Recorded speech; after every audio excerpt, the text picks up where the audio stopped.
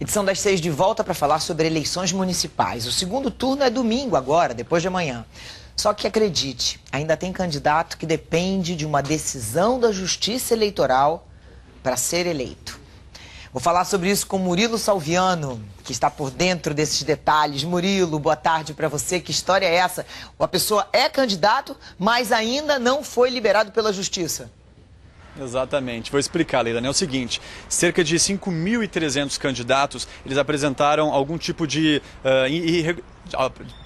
apresentaram algum tipo de irregularidade no registro. São candidatos que participaram das eleições no primeiro turno, venceram essas eleições e candidatos, inclusive, que estão disputando agora no segundo turno, né, nesses cargos de prefeito. Mas eles só realmente poderão assumir as cadeiras se o TSE, se a Justiça Eleitoral decidir que a candidatura está válida, está valendo. E desses 5.300 candidatos, cerca aí de 2.000 já estão com os recursos lá no Tribunal Superior Eleitoral, que é a última instância da Justiça Eleitoral. E essa decisão do TSE pode mudar o rumo das eleições nessa cidade. Vamos pegar uns exemplos. Vamos lá. Salto do Jacuí, no Rio Grande do Sul. Ontem, o Tribunal Superior Eleitoral decidiu que o candidato que teve o maior número de votos a prefeito, que venceu, teoricamente, no primeiro turno, não vai poder ocupar a cadeira, porque o registro dele apresentou algumas irregularidades e aí o ministro Henrique Neves decidiu não liberar a candidatura para ele. Depois o plenário do TSE também decidiu não dar a candidatura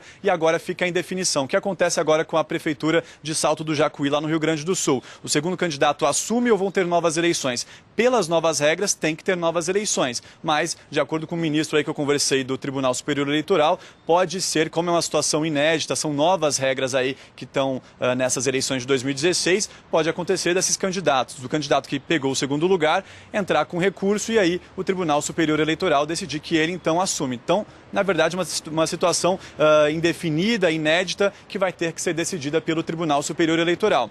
Tem outra situação, por exemplo, Belford Roxo, aí pertinho de vocês, Leilane, no Rio de Janeiro. Ontem o plenário do Tribunal Superior Eleitoral autorizou um dos candidatos a participar do segundo turno. Autorizou, né, deu sinal verde para um desses candidatos. Então, candidatura valendo, Belford Roxo vai ter então 2 candidatos que estão com as candidaturas valendo. Então, são situações que precisam ainda ser analisadas pelo Tribunal Superior Eleitoral e pelas outras instâncias da Justiça. São cerca aí de 5.300 candidaturas vagando aí, 5.300 candidaturas na corda bamba que ainda precisam ser analisadas pela Justiça Eleitoral.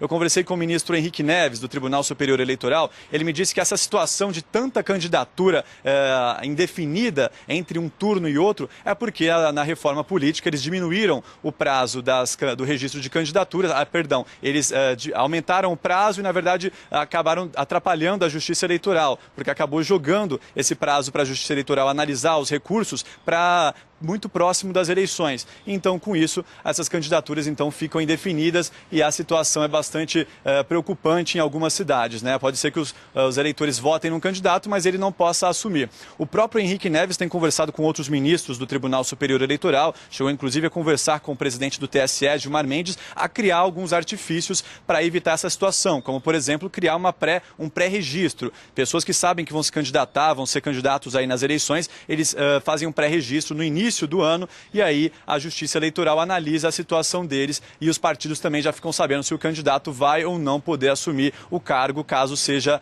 eleito. Então são situações que começam a ser analisadas inéditas aí na Justiça Eleitoral por conta dessas novas regras, Leilane.